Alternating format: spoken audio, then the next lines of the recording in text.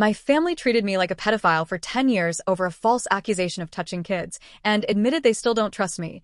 So I walked away. Now they sending apology messages and calling me back home. I, 44 male, have a younger brother, 40 male, who has been married to his wife, 38 female, for 15 years. My parents are in their late 70s to early 80s and live close to my brother and his family. I live almost 3 hours away, so regular visits aren't easy, but despite the distance, we were always a close family. 10 years ago, my brother and his wife had their first child. They now have 3 children, ages 10, 8, and 5. Before everything fell apart, we were a family that showed affection openly. Hugs were expected. When anyone left the house, the kids would run up and hug you goodbye. It was normal, loving, and never questioned. 6 years ago, in February, I drove out to my parents' place to spend the weekend there because one of the kids was having a birthday. When I arrived, instead of the usual warmth, my parents sat me down immediately. I remember the tone shift before they even spoke. That sinking feeling in your stomach when you know something is very wrong. They told me that after the Christmas gathering, my sister-in-law had voiced concerns that I had touched one of the children inappropriately. I still struggle to put into words what that moment felt like. It was like the floor dropped out from under me. I felt sick, confused, terrified, and completely blindsided. I couldn't even process what they were saying at first. I hadn't done anything wrong. Nothing. Ever. My interactions with the kids had been exactly the same as they'd always been. Hugs, playful tickles, joking around in front of everyone, the kind of normal family behavior that had never once been questioned before.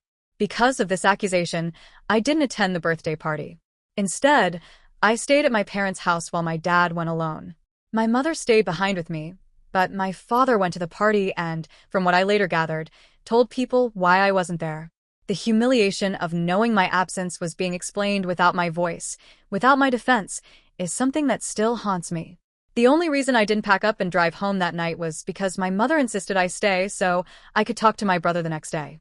When that conversation happened, my brother laid out all of his and his wife's concerns. I barely remember exactly what was said because I completely broke down. I cried harder than I ever have in my adult life. I wasn't crying because I was guilty. I was crying because I realized, in that moment, that my relationship with my family would never be the same again. No matter what I said, no matter what I did, that accusation had permanently changed how I would be seen. I need to make this absolutely, unequivocally clear. I did not touch any of those children inappropriately. Not then. Not ever. If someone had actually harmed them, I would have wanted that person in jail immediately. I would have personally hunted them down if I had to. I was never charged with any crime. I was never investigated by law enforcement. There was never evidence because there was nothing to find. But none of that seemed to matter. From that point forward, every visit became a minefield. I was never allowed to be alone with the children. Ever. Someone was always watching: my parents, my brother, or my sister-in-law. Going into the kids' rooms became completely off-limits. If I needed to take a nap at my parents' house or at my brother's, I had to do so in a closed and locked room, so there was no possibility of a child entering. I was hyper-aware of where my hands were at all times, how close I stood, where I sat, what I said, how I laughed. Every movement felt scrutinized. What hurt the most was that no one ever said the words outright, but the message was loud and clear. We don't trust you. Living under that unspoken suspicion crushed me. I spiraled into depression.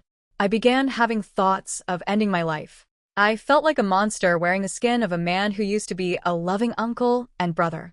I couldn't reconcile who I knew myself to be with the version of me that now existed in my family's eyes. I started seeing a therapist because I genuinely didn't know how to survive the weight of it. Eventually, I got cats that were trained as service animals. They became my anchors. On days when I felt like I couldn't breathe under the shame and isolation, they were what kept me grounded and, quite literally, alive. 3 years ago, after carrying this weight for far too long, I finally sat down with my brother and my sister-in-law while the kids were outside playing. I told them plainly how I felt, how I had been treated unfairly for something I never did, how the constant supervision, restrictions, and silent suspicion had been breaking my heart for years. I explained that living under that kind of scrutiny had crushed me emotionally and mentally, and that every family interaction felt like walking through a courtroom where I was permanently on trial. At first, they were defensive. I could tell they still didn't fully believe me. But as the conversation went on, and I described the years of isolation, the depression, the therapy, and how deeply this had affected my sense of self, something shifted. For the first time, it felt like they truly realized what their actions, intentional or not, had done to me. They acknowledged that they hadn't understood the toll it had taken. After that conversation, things genuinely seemed to get better. I cautiously started to feel hopeful again. I thought maybe, just maybe, I could finally start healing and reclaim my place in the family without that constant shadow following me.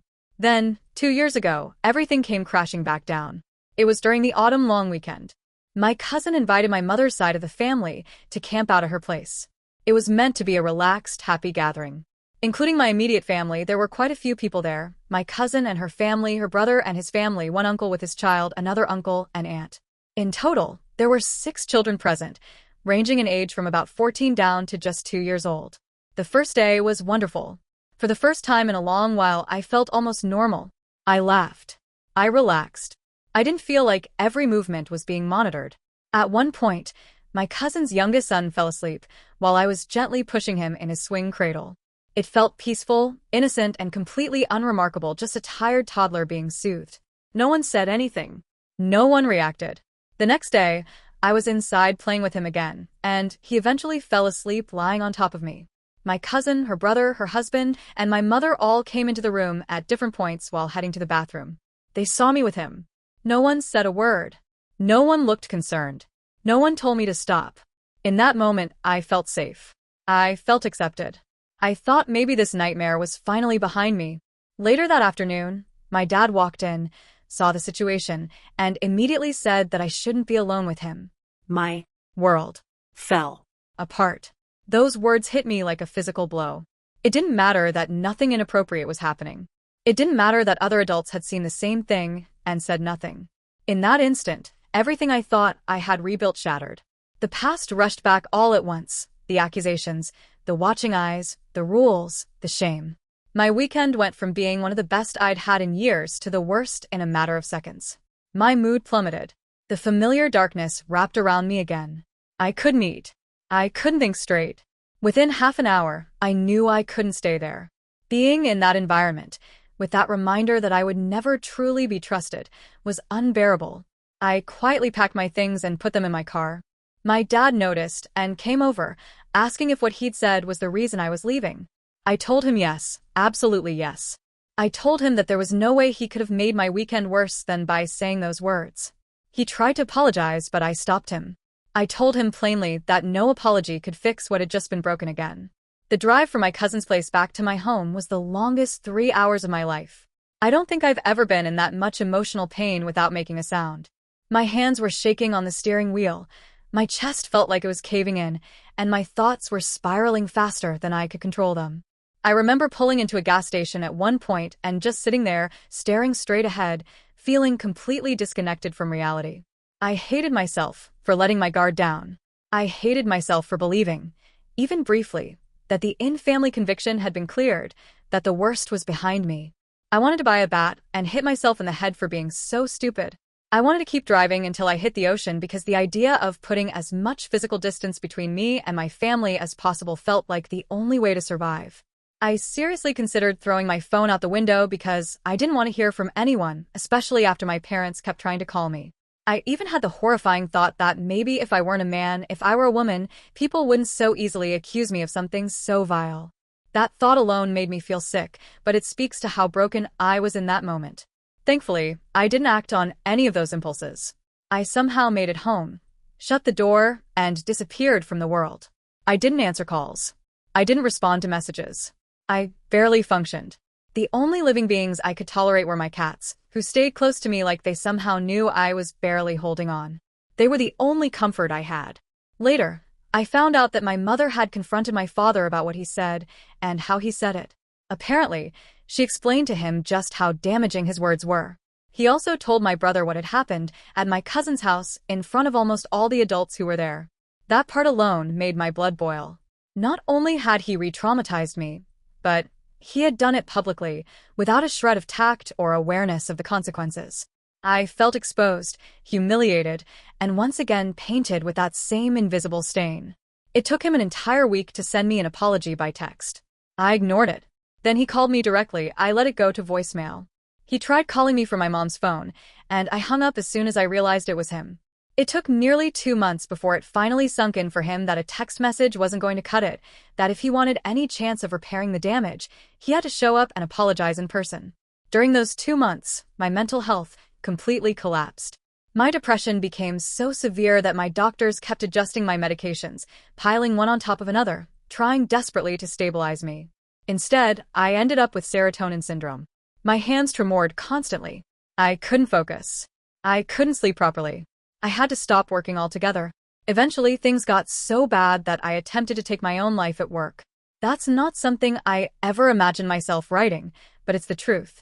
Even after my father finally came over and apologized in person, even after we sat down and talked things through, something fundamental between us was broken. Our relationship has never been the same since, and I don't think it ever will be. The trust one had in him, to protect me, to think before he spoke, to understand the gravity of the situation, was permanently damaged. All of this pain, all of this history, all of these unhealed wounds came crashing back to the surface during our family Christmas gathering a week ago. My brother and his wife had gone to Cuba with her family for Christmas, so we postponed our own celebration, which wasn't unusual. What was unusual, what felt like a punch to the gut, was my sister-in-law casually mentioning, in the middle of a normal conversation, that she felt safe leaving her children alone with her brother. I looked at all of them sitting there and asked a single, very direct question. I didn't yell. I didn't ramble. I didn't soften it. Do you trust me to be alone with the children? Yes or no? The room went quiet in a way that felt heavy, like the air itself was pressing down on my chest. My brother answered first. He said, "Of course I do," but I could hear it immediately. The pause, the hesitation, the unspoken qualifier hanging in the air like a bad smell. I didn't let it slide. I asked him to finish the sentence. After some resistance, he finally admitted it. He and his wife were still concerned about me being alone with his kids. Hearing that felt like getting punched in the stomach after years of being told the fight was over. After everything I had been through. After years of being monitored, restricted, humiliated, medicated, hospitalized, and nearly losing my life because of the weight of this accusation. They were still concerned. So, I asked the question that had been burning in my chest the moment my sister-in-law made that comment earlier. I asked why her brother was allowed to be alone with the kids without issue, without supervision, without whispered warnings, while I never was. Her answer was immediate and casual, like it should have been obvious. Because he's my brother. That was it. No deeper reasoning. No acknowledgement of how cruel or hypocritical that sounded. Just that. Because he's family. As if I wasn't. Then, my father decided to speak up. Either he learned absolutely nothing from the last time he opened his mouth, or he simply forgot how badly his words had destroyed me before. He said that trust takes time to build. I felt something in me snap.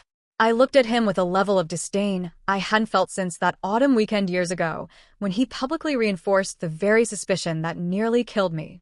I told him, through clenched teeth, that after years of being treated like a criminal by my own family, I would think I'd earned at least some credit by now. Apparently, I was wrong. That was it. I stood up. I grabbed my coat. I didn't scream. I didn't insult anyone. I was done. My mother tried to stop me, just like she always does, asking me not to leave, telling me we should talk this through. I turned to her and asked her one last question. Do you trust me? She hesitated. She didn't say no, but she didn't say yes either. That pause told me everything I needed to know. I walked out. I got into my car.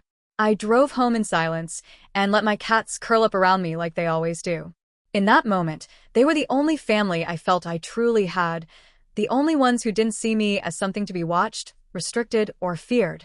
Since then, it's been a week of relentless attempts to contact me. Calls, texts, voicemails, emails, messages through other people. I've ignored all of them. When that didn't work, they sent a fruit basket to my house. My mother had the cashier write a note on the card that said, "Please let us apologize for not trusting you." That sentence alone made me feel sick. Because the truth is, they don't trust me. Not really. Not after years. Not after therapy. Not after apologies. Not after watching me nearly destroy myself, trying to live under the weight of their suspicion. They want my forgiveness. They want my presence. Am I the A, Whole for ignoring their attempts to contact me after finding out they still don't trust me around my brother's children?